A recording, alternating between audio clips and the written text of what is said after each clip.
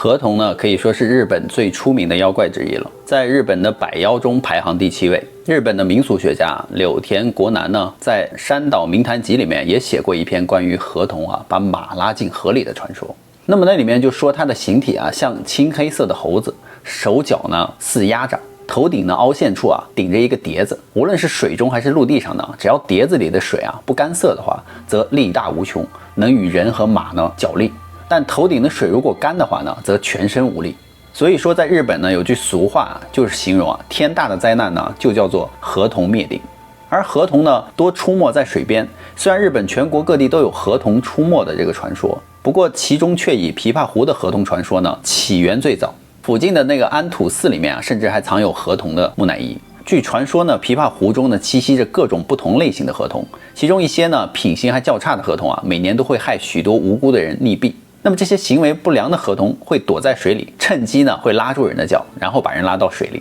在日本呢，传说还真有人进入过河童国，在里面还生活了一段时间，然后呢他还返回了人类社会。今天呢我们就来讲河童国的故事。以下的故事呢非常玄幻，大家不要太当真哦。Hello， 大家好，我是宇哥。Hello， 大家好，小唐。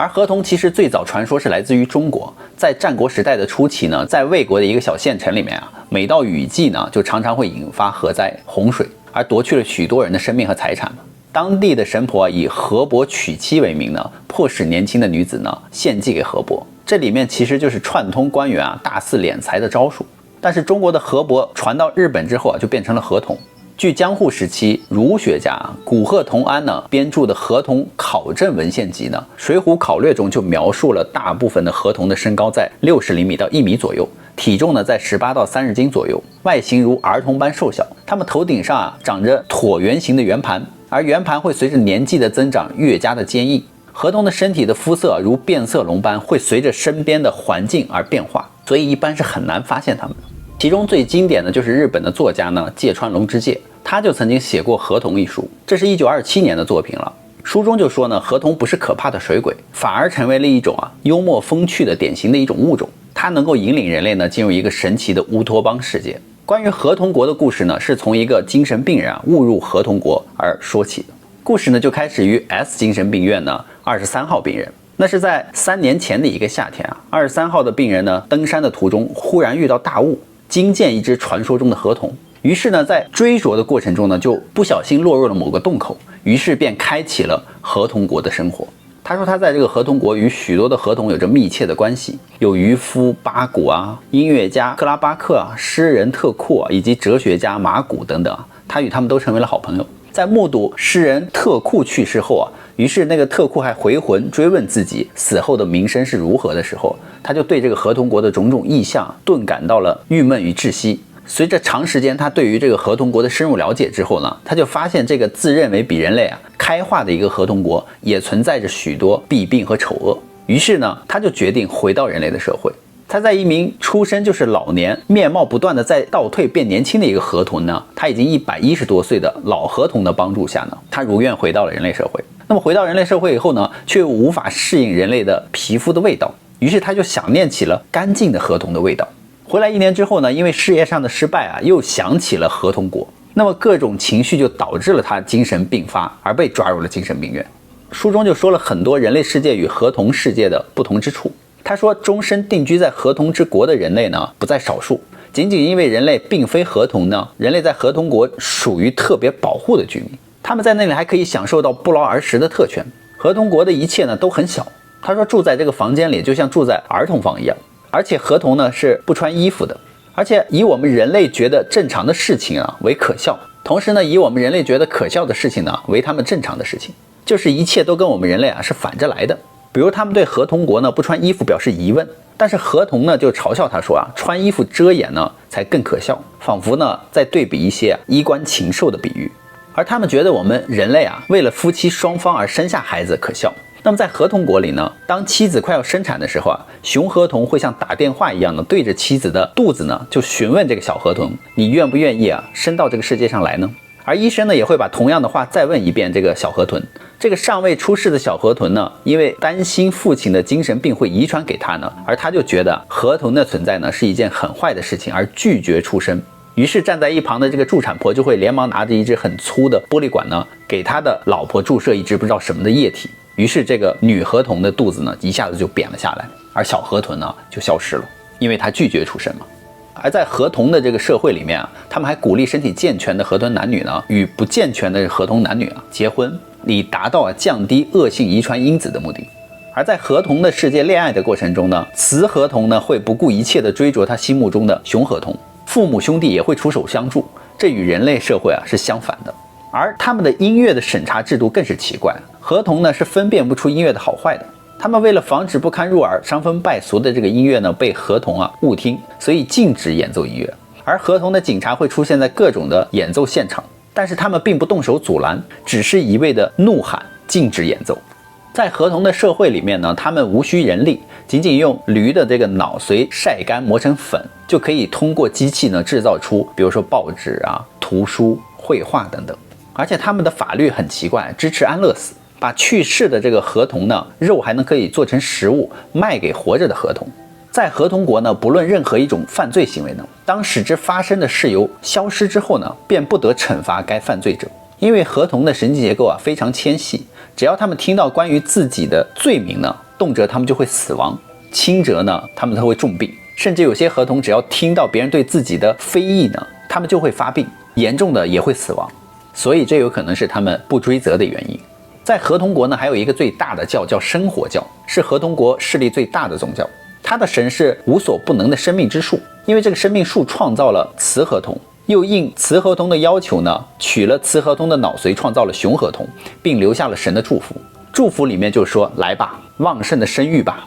当河童死后呢，依旧会在意死后的名誉和地位。其中就有一个河童的诗人呢，库特呢，他就告诉河豚嘛，如果我厌倦了冥界的生活，我还可以在冥界掏出手枪呢，返回河豚国降生。所以在河豚国的一切呢，都是非常的不可思议。而作者芥川龙之介呢，则是借用河童国这一个虚构的世界啊，对当时的日本社会以及制度呢，进行了尖锐的嘲讽和深刻的反思。在1919年后呢，日本社会剧烈的变动，1923年关东大地震，而造成了15万人丧生，200多万人呢无家可归，霍乱又流行。所以东京都政府呢曾下令戒严，禁止人们进入这座城市，防止瘟疫流行。而在1927年呢，金融危机引发了信用危机啊，所以芥川当时就目睹了动荡的这个现实社会的种种啊怪象和丑恶，于是就创作了《河童》一书。那么这本书也是芥川龙之介最后的一世之作，从中呢不难窥见他对人世的失望以及对自我悲观和厌恶了。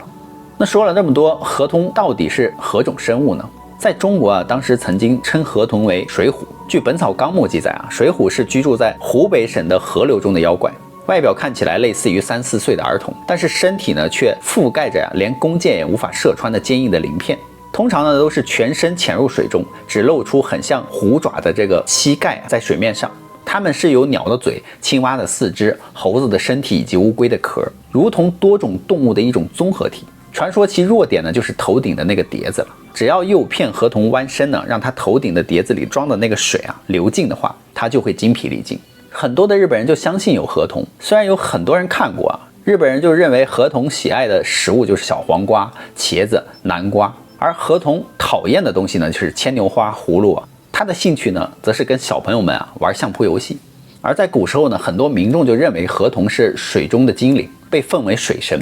所以很多村民们会顶礼膜拜。但随着社会与文化习俗的变化呢，现如今河童的形象呢，更多与妖怪都市传说联系在了一起。据说有一位名叫九千坊的头目呢，带领着河童一族呢，从中国辗转来到了九州的球磨川云仙温泉一带呢，就住了下来。他经常率领着部下出现在村庄里，惹出了许多麻烦。由于他拥有能够将马拉到河里的怪力呢，所以村里的人啊都敌不过他。知道了此事极为震怒的熊本城主呢，加藤清正就利用河童最讨厌的语言呢，为这里的百姓呢好好的教训了河童一顿。从此以后呢，河童啊就只好乖乖的住在熊本县的筑后川了。后来就成为了天水宫的使者。据说加藤清正为了打败九千坊呢，将河童啊引到了会喷出硫磺气的地狱谷去，不仅在河川里放毒呢，还把烧烫的石头啊往水里丢，最后还聚集了河童最讨厌的山猿，群起而攻之。九千坊因为硫磺的热气啊，使得头上盘中的水啊逐渐的消失，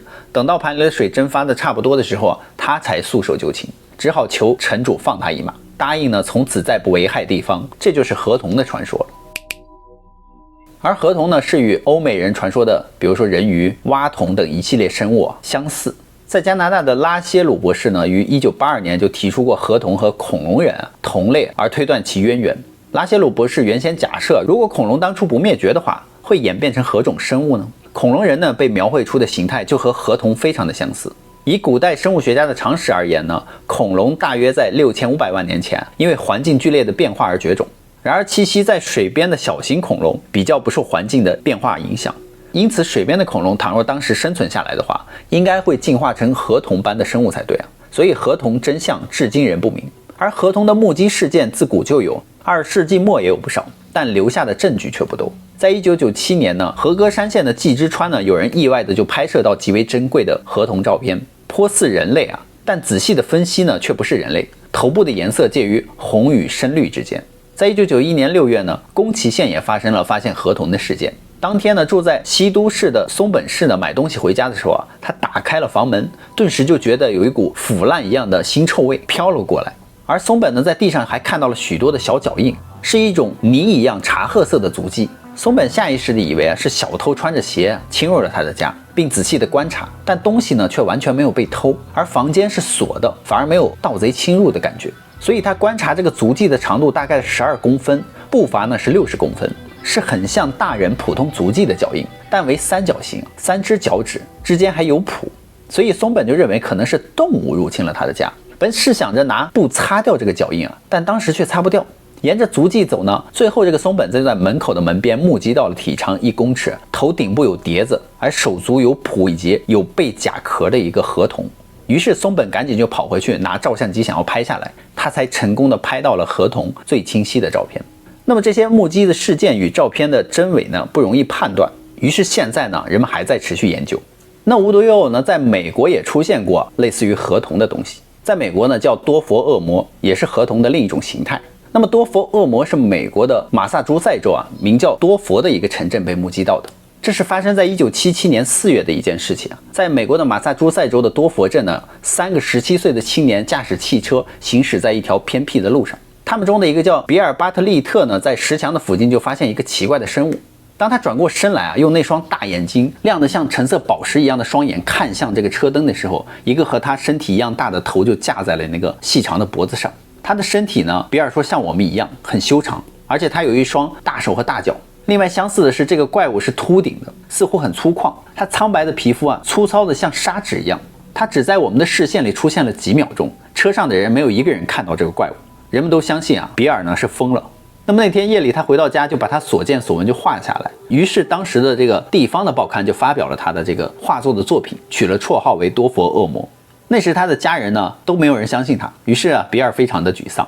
可是就在这个时候啊，没过几天晚上又发生了2起目击事件。一个叫约翰的15岁男孩呢，从他的女朋友的房子里出来啊，回家的路上就看到了多佛恶魔。一开始他误以为啊是一个很矮的朋友，大概1.3米嘛。但是当这个约翰仔细的看了那个东西几分钟以后啊，他发现啊，他有很长的脚趾和手指，手呢还抓在树干上，脚呢踩在石头上。同时他还在注视着这个约翰，尽管他看了较长的时间，但是在晚上啊，有一个最清楚的瞬间啊，他看到了那个生物出现的各种轮廓。第二天晚上呢，一个叫威廉的年轻人啊，载着他的女朋友回家。这个时候呢，他也看到了那个生物啊。他女朋友艾比呢这样描述这个生物，他说这个生物所有的毛都脱落了，没有头发，有一只发绿光的眼睛。那么这3个年轻人的说法并没有得到大家的认可，大家可能都认为他们只是一场恶作剧而已。但是后来啊，也有许多人发现了这种奇怪的生物，而且描述呢也都比较相似，也都说没有毛发，有着一双会发光的眼睛，而且还有一个很大的脑袋。但所有的目击证人所说的话呢都出奇的一致，